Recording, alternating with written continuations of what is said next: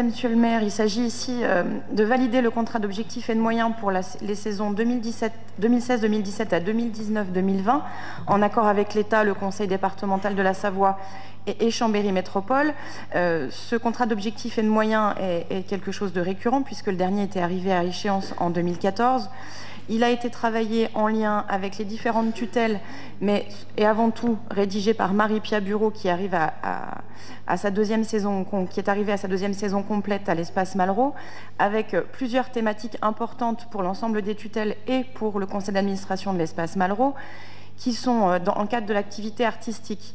Le choix d'une programmation avec plusieurs temps forts, notamment en accent sur la programmation famille, mais aussi en ayant un temps spécifique, la chaleur des grands froids au mois de février-mars, et enfin aussi donner une part au cinéma africain contemporain avec Cinébala, en alternance avec le festival La Fibala. Il y a aussi toujours le soutien à la production et à la présence artistique, tant pour la production de scènes émergentes, mais aussi pour la production locale et régionale, pour lequel la scène nationale préserve toujours une part de son budget en production, mais aussi en soutien d'industrie.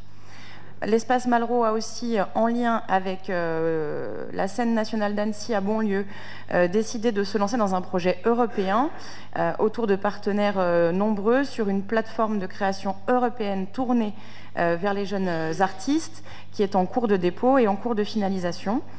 Et enfin, bien entendu, pour cette part-là, un projet hors les murs qui devait absolument être inscrit dans ce contrat d'objectifs et de moyens, puisque 2 saisons seront concernées, 2017-2018 et 2018-2019, avec toujours une part importante donnée au théâtre Charles Dullin, mais aussi le Scarabée, et un travail en cours avec les communes de l'agglomération pour investir les salles de Chambéry, autour de Chambéry. La réouverture de l'espace Malraux se fera bien entendu dans un contexte modernisé, avec une remise à niveau de l'espace scénique et de la salle, une mise aux normes électriques et ascenseurs, monte-charge, isolation, amélioration acoustique, reprise de vétusté, mais aussi mise aux normes générales et accessibilité. Concernant l'action culturelle, l'ensemble des tutelles et la scène nationale considèrent toujours le jeune public et les publics empêchés comme une priorité. Il y a un gros travail qui est toujours mené avec les écoles, les maisons de l'enfance, les centres aérés, les centres sociaux, mais aussi dans le cadre des publics empêchés, l'association Pour tous l'accès au spectacle, sans oublier ce qui est mené aussi dans le cadre de la politique de la ville et les projets qui sont montés avec le SPIP pour la maison d'arrêt d'Éton, mais aussi celle de Chambéry. Voilà. Comme vous le savez, en parallèle de la programmation que met en place la scène nationale, la ville de Chambéry met à la disposition de ces associations ou de structures privées, ce soit l'espace Malraux au théâtre Charles Dullin. Il a été convenu qu'il fallait retravailler ce qu'on appelle la scène ville, et donc à compter du 1er janvier 2017, les coûts seront réévalués pour les différentes configurations qu'on peut connaître, c'est-à-dire le spectacle ou la conférence, et feront ainsi l'objet d'une subvention spécifique avec la MCCS pour compenser les charges de services d'intérêt économique général. Voilà. Enfin, la ville de Chambéry, il est à noter qu'elle apporte une subvention financière sur laquelle elle s'engage à maintenir le montant sur le temps du contrat d'objectifs et de moyens qui était celui de 2016, mais qu'elle apporte aussi une grande part d'aide en nature, tant par la mise à disposition des locaux, sur la programmation normale, sur la programmation hors les murs avec une mise à disposition du parc de Buisseron, puisque c'est le site qui a été retenu comme étant le plus pratique et choisi par l'espace Malraux, mais aussi dans le personnel d'accueil. Voilà. Pour finir, le contrat fera forcément l'objet d'un suivi annuel dans le cadre du conseil d'administration de la MCCS, puisque le contrat d'objectifs et de moyens tel que vous avez pu le constater comprend des indicateurs sur lesquels l'ensemble des co-signataires se sont mis d'accord. Et pour information, ce contrat d'objectifs et de moyens a été validé par le conseil d'administration de l'espace de la MCCS il y a quelques semaines déjà. Merci. Et par le bureau de l'agglomération. Y a-t-il des questions? Monsieur Ruffier. Merci, monsieur le maire. Avant une question que je poserai, là, je voulais quand même faire une remarque. Je constate quand même que les choses vont beaucoup mieux quand on se met autour d'une table avec les intéressés, avec les partenaires impliqués, plutôt que quand on manie le couperet de façon unilatérale et brutale sans prévenir. On est quand même, il faut que tout le monde le sache, passé, il y a lors de votre premier budget, à 2 doigts d'une catastrophe absolue. Ça m'a été confirmé par les contacts que j'ai encore, j'ai toujours au ministère de la Culture, le retrait du label Scène nationale avec les subventions qui lui sont afférentes. On a été vraiment à 2 doigts de cette suppression, et je crois que c'eût été une perte sèche et une catastrophe pour Chambéry. Bon, ça a été évité, tant mieux, et je constate qu'on arrive, quand on discute, quand on s'y prend à l'avance avec les partenaires, à trouver des solutions. Nous aurions préféré que le niveau financier de la subvention soit un peu plus élevé. Alors j'entends déjà votre réponse sur la situation budgétaire, vos priorités ne sont pas les nôtres, vous avez préféré mettre l'argent ailleurs, mais vous avez été élu sur ce projet, je le constate. Voilà, donc ça c'est une première remarque. J'ai simplement une question. Vous venez d'évoquer les travaux qui vont commencer au mois de septembre. Est-ce qu'on pourrait avoir une idée de la répartition des charges, des financements de ces travaux? Je sais que des financements étaient réservés, puisque j'avais représenté la ville aux premières réunions à l'hôtel de région au titre du contrat de plan État-région. Est-ce que les choses, la répartition des financements et des charges sont déjà calées, et quelles sont-elles? Oui, la répartition, quelle est-elle? Y a-t-il d'autres questions? Je n'en vois pas, Madame Turnard. Merci, Monsieur le maire. Effectivement, Monsieur Ruffier, quand on se met autour de la table, tout se passe bien. Je ne pense pas qu'on ait lâché le bord de la table à quelques moments que ce soit, y compris dans la crise qui a été celle qui a été menée entre la ville de Chambéry et la MCCS en 2015.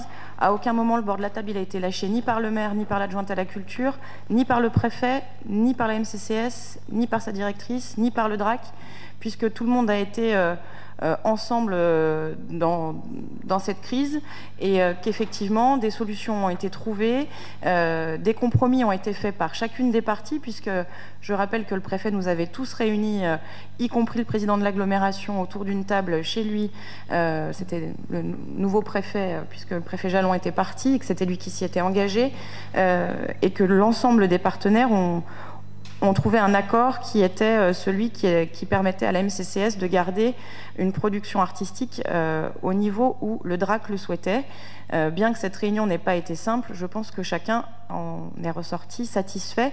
Effectivement, la subvention, elle n'ira pas plus haut que ce qu'elle a été en 2016. Le fait est que Malraux en est informé, puisque nous sommes engagés jusqu'à la saison 2019-2020.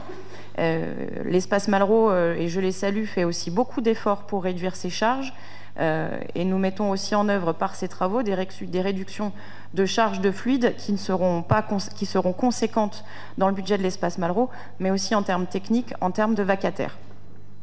Pour ce qui est de la perte du label, effectivement, vous avez peut-être des contacts au ministère de la Culture. C'est peut-être de là que c'était venu, non? Que ils allaient nous enlever le label, parce que c'est une rumeur qui a beaucoup couru, mais qui n'est jamais arrivée jusqu'à nous, finalement. Donc, même le DRAC nous avait dit, si la subvention n'est pas relevée, on y réfléchira, peut-être, mais le niveau de la subvention sur la production artistique était pour eux, c'était les conclusions de l'inspecteur du ministère de la Culture, était satisfaisant. Enfin, sur le financement des travaux, nous sommes toujours dans la recherche des meilleures subventions possibles. L'État s'était engagé, le maire y avait veillé, le département aussi.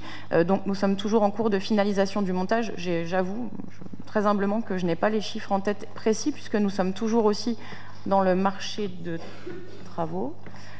Puisque de maîtrise d'œuvre, puisque les offres seront ouvertes bientôt. Merci, monsieur CAO. Voilà. Simplement, je voulais faire une autre remarque complémentaire. Le tour de table qui finalement a été organisé, il faut quand même le dire, a été organisé après un fort engagement et une forte période de tension et de crise. Il y a un point aussi sur lequel je voulais intervenir. La convention d'objectifs fait quelque part dans son, je crois que c'est dans son introduction, dans ses premières pages, mention d'un déficit d'image de l'espace Malraux. Et ce que je regrette parfois, c'est que quelques personnes continuent à tenir ce discours selon lequel l'espace Malraux aurait une approche absolument élitiste de sa programmation, que ce serait une affaire réservée à une bande d'intellos fumeux, un peu pervers ou je sais pas quoi, masochistes, qui vont s'ennuyer à des spectacles impossibles. Il y a un énorme travail qui a été fait depuis des années pour s'ouvrir pour que l'espace Malraux, il avait été amorcé par Jean-Paul Angot, il a été poursuivi par Marie-Pia Bureau et amplifié depuis qu'elle a pris ses fonctions de direction pour s'ouvrir à de nouvelles disciplines, pour s'ouvrir à de nouveaux répertoires. Les publics ont changé et se sont rajeunis. Ce travail, enfin, mérite d'être souligné, d'être mis en valeur à chaque fois qu'on en a l'occasion, et un discours convergent en ce sens serait le bienvenu, de façon à ce que cette image de l'espace Malraux ne souffre plus de ce déficit qui est évoqué dans le texte, et à mon avis avec juste raison. Bon, il faut arrêter d'exagérer sur le fait qu'on n'a pas parlé à Malraux, que Malraux a été maltraité. Le bureau du maire, le mien, ont toujours été ouverts au président de la MCCS, tout comme à la directrice de la scène nationale. À plusieurs reprises, ils ont été tous les deux rencontrés dans la crise qui a été celle qui nous a secoués, tous ensemble. Et je remercie Marie-Pia Bureau qui n'a jamais soufflé sur les braises, contrairement à d'autres, dans la crise qui a été la nôtre. Concernant le déficit d'image, on a eu ce débat, et j'avoue qu'effectivement, on l'a eu ce débat en commission culture.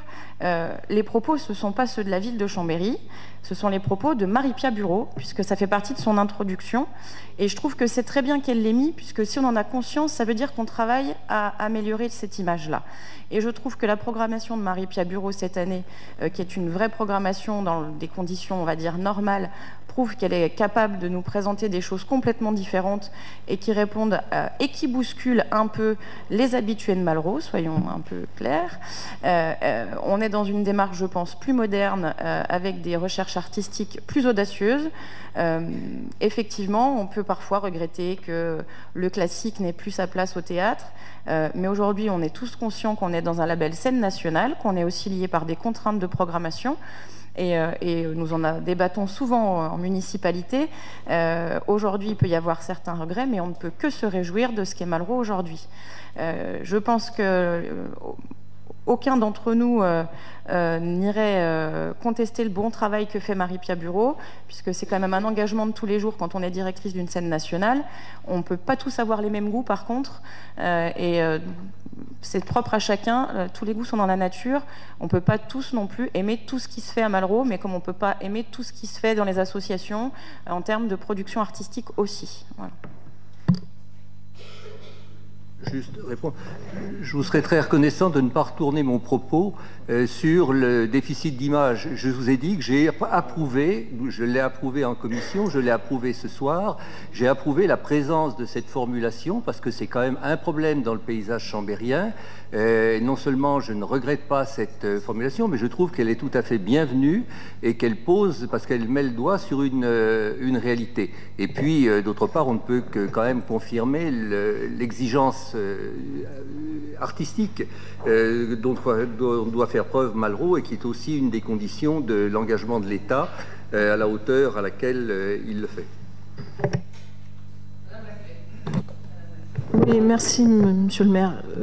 Bon, je crois que personne ne souhaite rouvrir un débat qui a été douloureux pour de nombreuses personnes et de nombreux chambériens. Donc, je crois qu'il faut que nous soyons tous conscients que cette nouvelle convention d'objectifs permet de maintenir ce qui a été l'engagement des collectivités, avec des montants un peu différents, mais en tout cas leur engagement, pour que le label soit maintenu.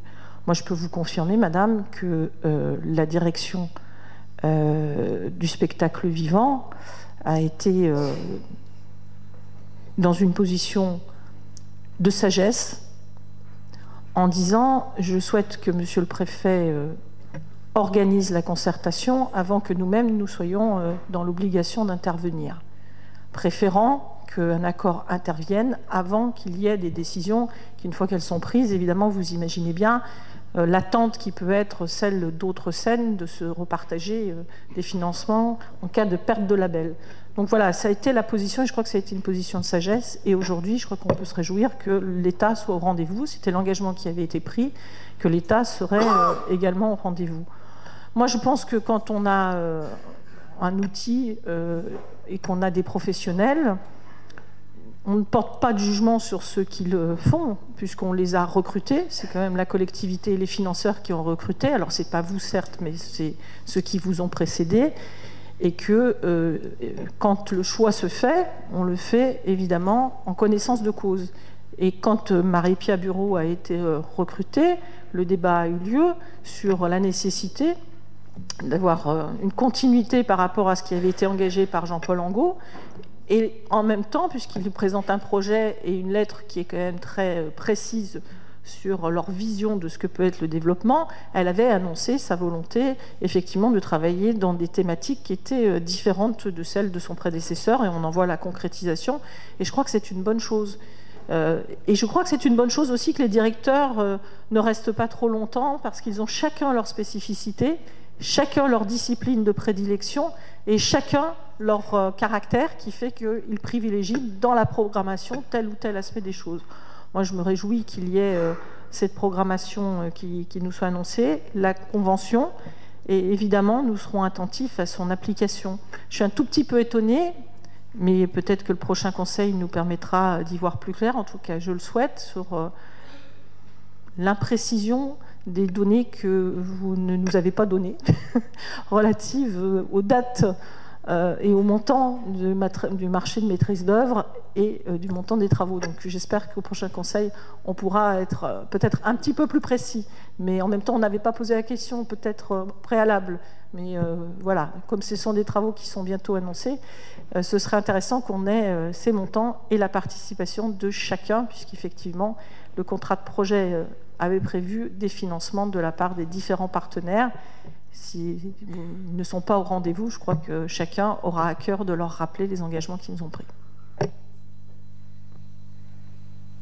Très bien. Bon, d'abord, quand il y a un incendie et quand il y a des braises, il y a ceux qui soufflent et il y a les pompiers.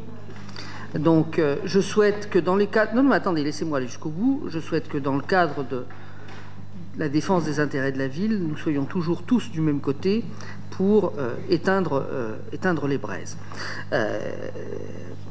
Monsieur Ruffier, vous avez dit que vous aviez des contacts, et tant mieux.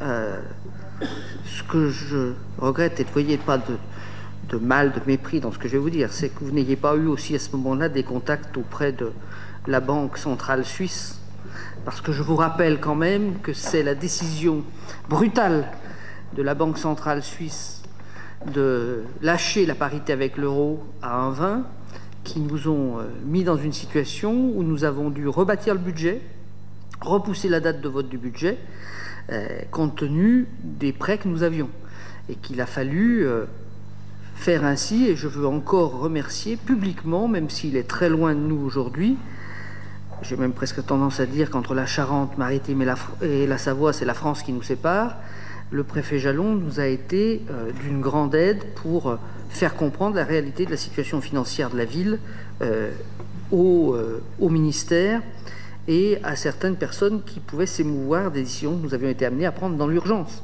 Parce que je reconnais que nous avons pris des décisions dans l'urgence et que, si j'ai bonne mémoire, on a dû arbitrer un lundi soir et j'ai dû recevoir... on a dû prévenir les gens de le Marie-Pierre Bureau le lendemain matin. Hein, ça doit être ça le délai. Donc voilà, on était dans une situation d'urgence. Je voudrais profiter de la présentation de cette convention pour, moi aussi, à mon tour, comme nous l'avons fait lors du bureau de l'agglomération, remercier la directrice pour la qualité de son travail, l'esprit dans lequel elle travaille, la qualité de son relationnel, le développement de réseaux. On travaille effectivement ensemble avec d'autres partenaires pour trouver notamment des financements européens qui permettront d'étendre l'offre de Chambéry. Elle a quelques facilités à travailler avec la scène nationale à Bonlieu, On a ouvert des liens avec l'Italie grâce au renouvellement du partenariat avec la ville de Turin. Et donc, moi, je considère qu'aujourd'hui, les choses se passent dans un climat de bonnes relations, de saines relations. Sur le montant des travaux, ce qui se dessine comme tranche de travaux pour la période 2017-2018 est aujourd'hui évalué quelque part autour de 7 millions d'euros. Bon. Nous attendons d'avoir le détail du projet de la maîtrise d'œuvre pour finir de caler les financements avec les différents partenaires. Dans les documents contractuels que nous avons aujourd'hui, il y a un engagement que nous avions négocié avec l'État. Je rappelle que le préfet Caranco était venu à Chambéry, qu'il a visité Malraux, qu'il avait visité le théâtre, donc on l'avait préparé mentalement aussi pour la finalisation de la négociation.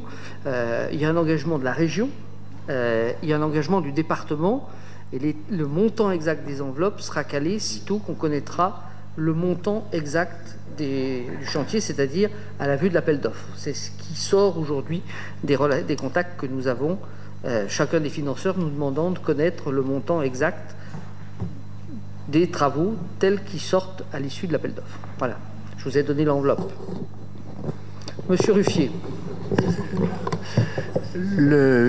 Parmi les motifs de satisfaction, je voulais simplement en rajouter un que j'ai oublié dans mon propos tout à l'heure, c'est le développement des partenariats locaux avec les acteurs culturels chambériens ou savoyards, et ça c'est aussi une avancée qui mérite d'être soulignée et d'être connue. Sur le chiffre de 7 millions d'euros que vous avez évoqué, est-ce que c'est un montant hors taxe ou un montant TTC? Parce que j'avais entendu un chiffre de 10 millions, justement, enfin on est un peu dans le flou là. Si on pouvait au prochain conseil municipal avoir un certain nombre d'éléments sur ces affaires. Vous aviez lancé une étude. Cette étude aboutissait à un besoin global, y compris elle préconisait un retournement de l'entrée de Malraux, des extensions sur l'arrière. Il y avait pour 15 millions de travaux hors taxes, sans les études, etc. Bon, on a été obligé de recaler en fonction des capacités que l'on a. Aujourd'hui, ce sur quoi on travaille, c'est l'isolation thermique du bâtiment, la reprise de l'ensemble du matériel de haute scène, de mise en scène, quoi.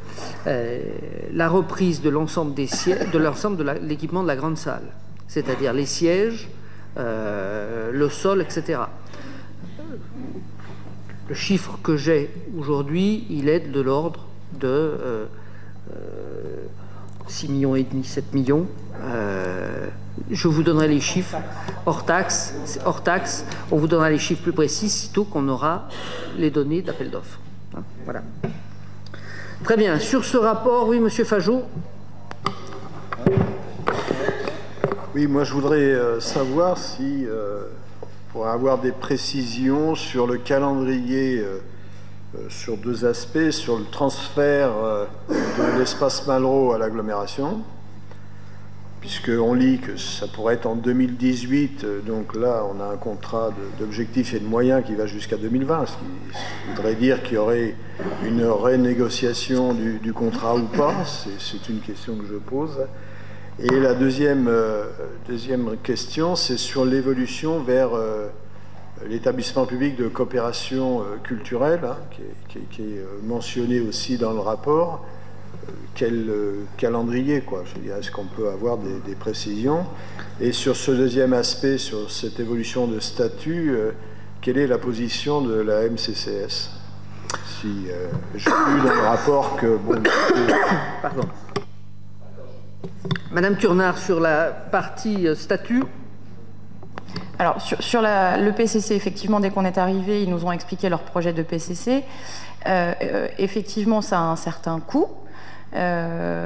Au vu de la situation et de la convention d'objectifs et de moyens à travailler avec l'ensemble des tutelles, c'est un sujet qui est passé en arrière-plan. Ça ne veut pas dire que c'est un sujet qui est abandonné, puisque effectivement le conseil d'administration de l'EPCC y est très favorable Et de la MCC y est très favorable, et sans leur faire injure, je pense qu'ils s'investissent beaucoup, mais que les uns comme les autres sentent aussi qu'il faut renouveler une nouvelle génération pour continuer à avoir un vivier permanent de forces vives au sein de ce conseil d'administration, et que le PCC serait pour eux la solution qui leur permettrait de lâcher un peu prise et de reprendre un peu de bouffée d'air sur ce sujet-là. C'est pas un sujet qu'on abandonne, mais c'est un sujet qui se travaille aussi avec ce que nous dira le président de l'agglomération, et qui doit aussi trouver à être financé. Président de l'agglo, dans les soucis actuels que vous avez, quelle place à ce dossier?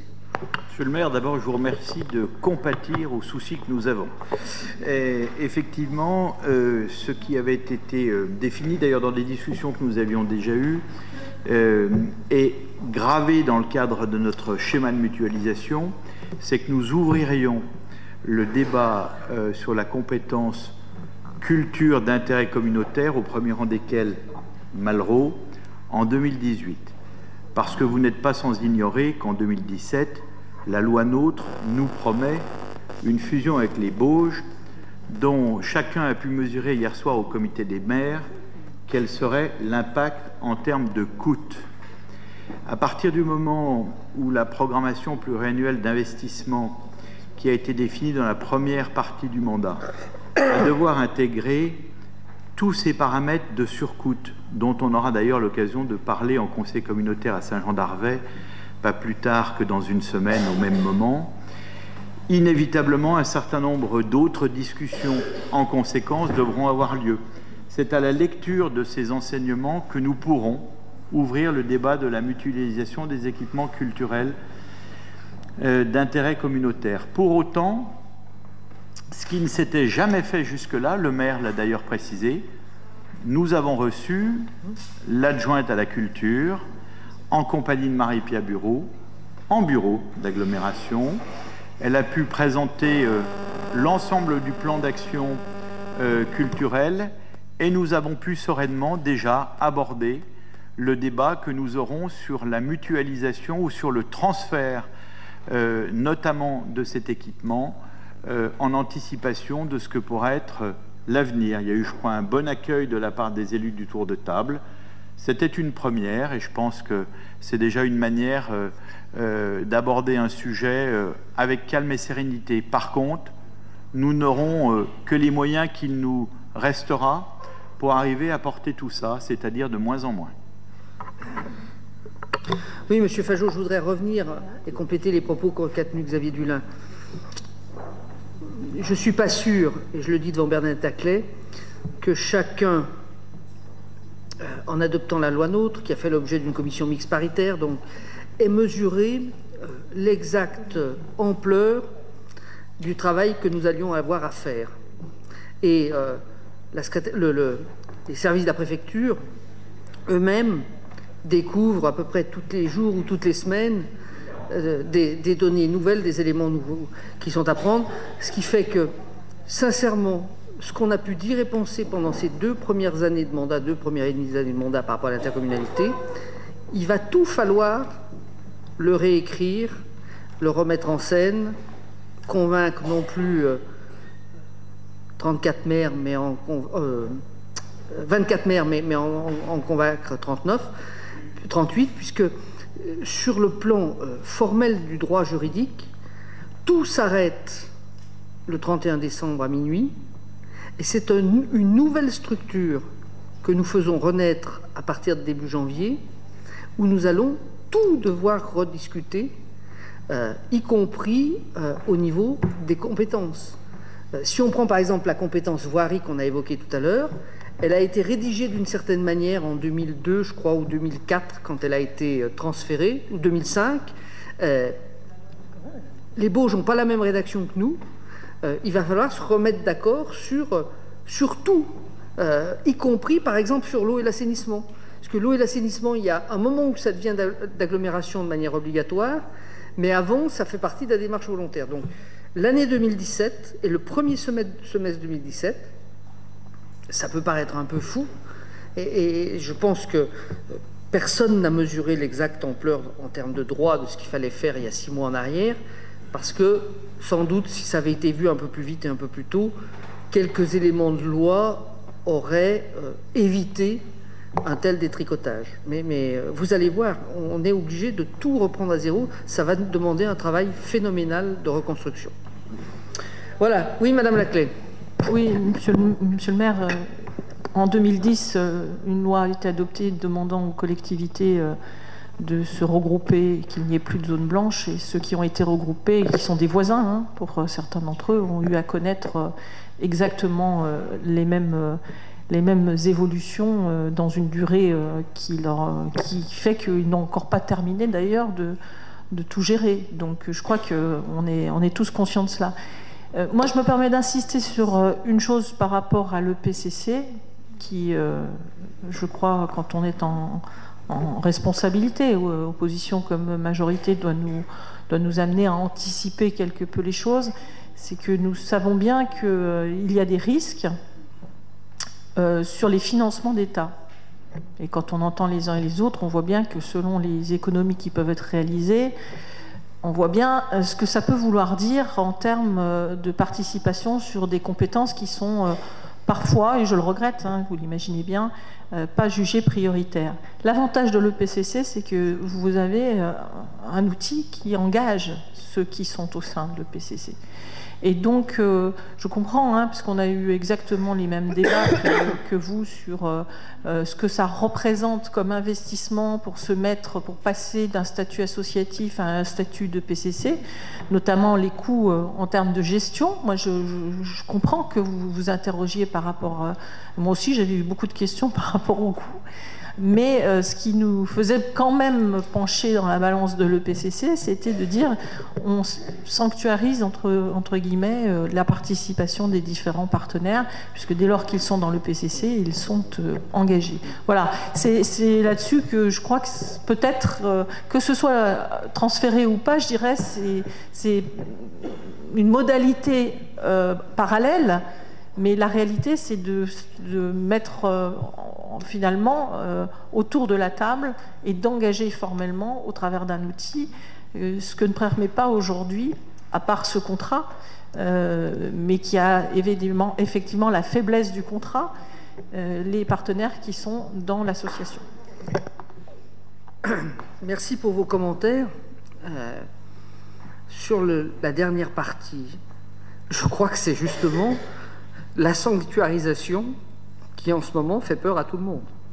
Parce qu'on est face à une telle incertitude sur les financements publics que depuis un certain nombre de semaines et de mois, plus personne n'ose s'engager dans la durée sur les financements. Voilà. Et puis sur la première partie de votre propos, vous me catastrophez encore davantage. Parce que si la loi de 2010 était imparfaite, je regrette ce que je veux bien entendre, hein, qu'elle posait des problèmes au niveau de la mise en œuvre. Je regrette qu'on n'ait pas tiré profit de l'expérience des uns pour éviter la même misère aux autres. Parce que finalement, nous allons vivre cette misère-là à notre tour, quoi. Voilà. Ça, il y a des chances. Hein. Ne me faites pas dire ce que j'ai pas dit, monsieur le maire, parce que je n'attaque pas les législateurs, quels qu'ils soient. Alors, ce que je veux dire, et je crois qu'il faut qu'on en soit conscient, c'est que de telles évolutions, en termes de transfert de compétences, en termes de gouvernance, en termes de projet de territoire, je crois qu'il n'y a personne, au moment où nos collègues en commission mixte paritaire et dans les deux chambres ont validé le texte de la commission mixte paritaire, n'ont pu imaginer que ça se ferait sur une période courte. C'est ce que je veux dire.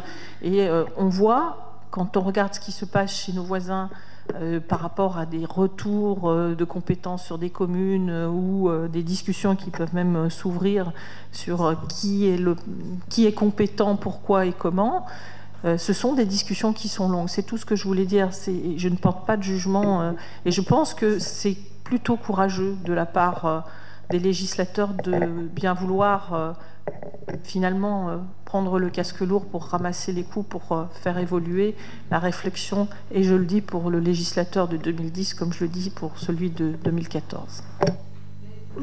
Excusez-moi de vous interpeller, il me semblait avoir entendu un secrétaire d'État ou un ministre délégué aux collectivités locales, annoncer un texte qui pourrait être un correctif d'un certain nombre de choses qui apparaissent comme soit des oublis, soit des choses à corriger de la loi NOTRe. J'avais lu dans un journal des collectivités locales à l'été qu'un texte pourrait venir d'ici la fin de l'année. Est-ce que vous avez quelques informations sur ce sujet ? Non, Monsieur le maire, d'abord nous sommes en fin de législature, donc tout texte aujourd'hui qui est examiné en dehors des textes budgétaires, bien évidemment, le sont souvent sous la forme de la procédure dite accélérée, hein. C'est le cas de la loi Montagne. Et l'autre texte qui concerne les collectivités territoriales qui va être examiné, je mets à part les Outre-mer, hein, mais l'autre texte, c'est celui du statut de Paris, qui mobilise aussi fortement. Voilà, c'est les deux textes qui concernent les collectivités qui devraient être adoptés logiquement avant la fin de la mandature. Il n'est pas question de redétricoter la loi. De NOTRe, par contre, vous l'avez vu sur l'article 18 du projet de loi relatif à la montagne, quelques évolutions qui portent plutôt sur les compétences touristiques. Il y a par ailleurs, et c'est vrai, des discussions de certains de nos collègues qui auraient souhaité que la discussion soit réouverte sur l'eau ou l'assainissement. Ce n'est pas le cas, et le ministre n'y est pas favorable. Donc on n'est pas sur une logique de retoucher la loi NOTRe, si ce n'est effectivement à la marge sur certains aspects extrêmement précis, mais on n'a pas de disposition législative prévue sur un acte 2 de la loi NOTRe, si je puis m'exprimer ainsi. Voilà. Mais la logique qui a prévalu, c'est celle de souhaiter effectivement que les choses soient faites dans un délai, s'agissant des projets, des périmètres et des compétences assez rapides, sauf pour deux compétences, qui sont celles de l'eau et de l'assainissement, pour lesquelles il y a une montée en puissance qui a été définie par la loi. Voilà, c'est comme ça que les choses ont été calées, et il n'y a pas par rapport à ça de dispositions nouvelles dans aucun texte, sauf celui que je vous dis de l'article 18 de la loi Montagne. Moi, je faisais référence de mémoire à une déclaration dans l'été de mon ex-collègue au Parlement européen, Estelle Grelier, qui doit être secrétaire d'État aux collectivités locales. Mais il n'y a pas de suite. Donc, très bien. Alors, sur ce rapport, y a-t-il des oppositions, des abstentions? Une abstention. Oui, je peux expliquer mon abstention. Allez-y, monsieur Fageau, expliquez. Merci, monsieur le maire, c'est bien gentil.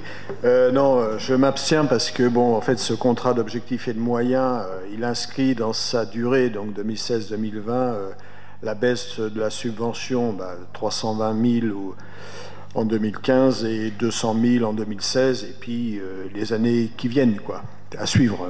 Voilà. C'est pour ça que je m'abstiens.